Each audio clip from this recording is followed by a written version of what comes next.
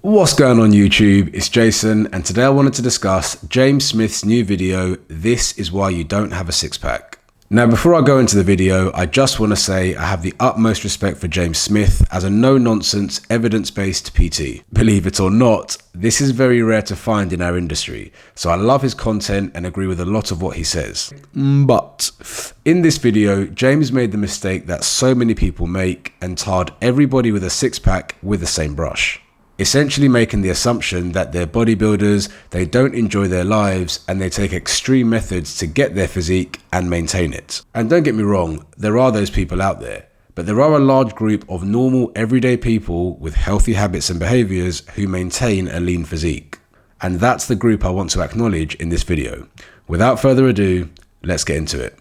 Almost every single man alive wishes they had the physique of a Greek god with ripped six-pack abs and develop pecs and whatnot. But not many people have told you the reality is you will probably never have a six-pack. And even if you do, it'll be for a very short period of time and it probably won't be worth it. James is using extremes here to justify his narrative. He's showing you men that are 6 to 7% body fat to say this is why you won't get abs. But what he's not telling you is that a healthy body fat percentage for a man is between 10 and 20% body fat. And at 14% body fat or even 15, you can see a decent outline of your abs. So yes, if you're going for extreme levels of body fat, 6 or 7%, that might take over your life and most of us won't get there. But the reality is you don't need extremities to get to or maintain something like 15%. For many of us watching this video, we're in that exact same position. Things aren't bad in our lives, they're pretty good. They're not where we'd want them to be, but we'd paradoxically be better off if things were worse. If we were 10 kilograms heavier or 10 kilograms fatter, we would be doing more for our health and physique and composition than we are here. Yeah, I'm not a fan of the if I had this or if I were this crowd, then I would be doing this. People have been saying that for the longest time. If I had more money, I would be like them. If I had more time, I would be like them. I don't buy that. Addressing this point directly, if you look at the stats, we are already 10 kilos heavier as society is getting more and more obese.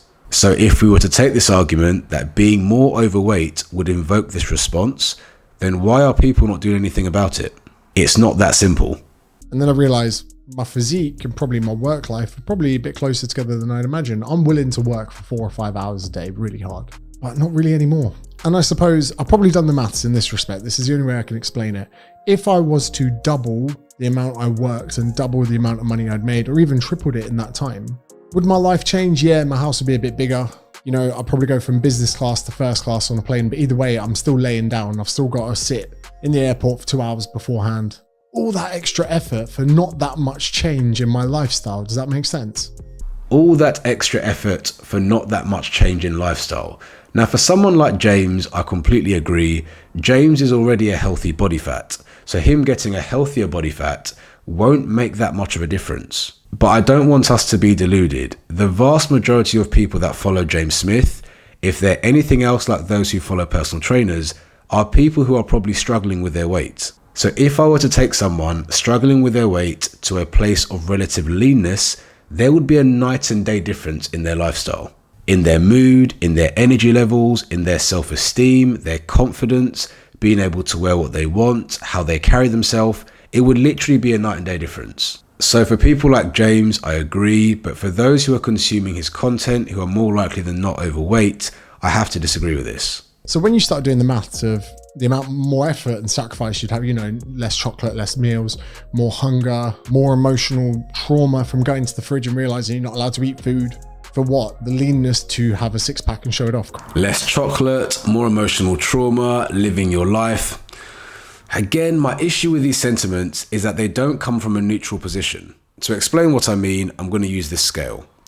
Let's say you've got a scale and on this side of the coin, you've got extreme bodybuilders who are ripped, weighing all of their food, training excessively, never having any desserts or alcohol. And on this side of the scale, you've got overweight people who perhaps overindulge too much and don't have as much self-control. The problem we now have today, and one of the main reasons I feel we're in an obesity crisis, are that society are more towards this side of the scale, but present themselves as being middle ground. I'll give you a couple of examples. If I went out to eat for dinner and there were a choice of 5 desserts, and I decided to either have one dessert or no dessert, there are people that will look at me as really disciplined or extreme. Nobody will acknowledge the fact that dessert is not mandatory after every meal. Another example is alcohol. I've been out with friends before, I've had 2 or 3 drinks, and I almost need to give a justification as to why I'm not getting hammered. And to some people, again, I seem dedicated or extreme. But again, are any of these behaviors middle ground or neutral, or is it society trying to justify excessive behavior?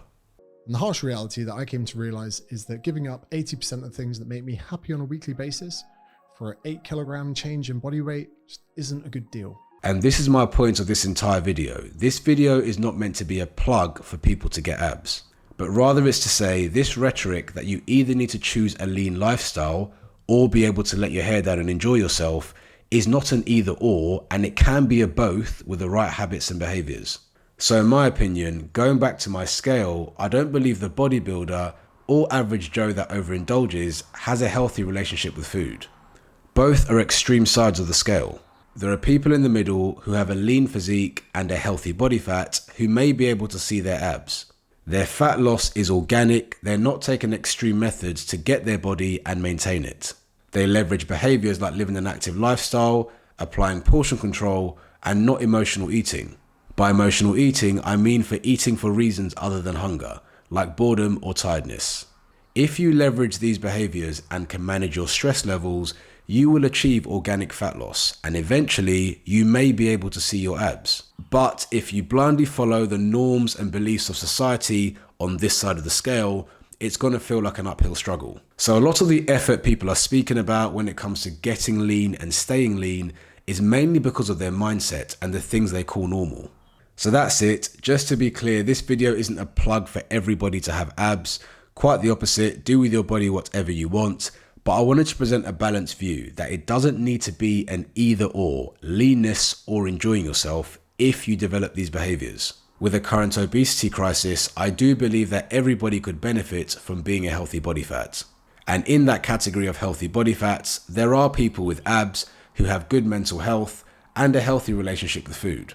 So I hope you enjoyed that video and now have a more balanced view on the topic. Don't forget to like the video, comment below, let me know your thoughts. Please subscribe, and I'll see you again soon.